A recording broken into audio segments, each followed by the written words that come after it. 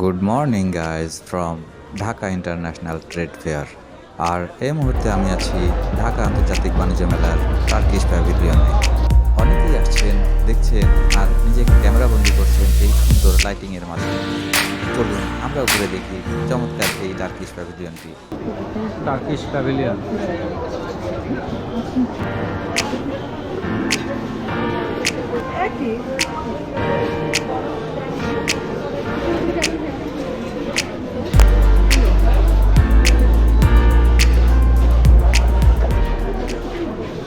এখানে দেখতে পেলাম চমৎকার সব আলোকসজ্জাগুলো। কালারফুল লাইটিংয়ে এই স্টলটি অনেক সুন্দর লাগছে। তুরস্কের তৈরি ঝাড়বাতিগুলো দেখতে অসাধারণ, আর এগুলোর মান যেরকম দামও ঠিক সেরকমের।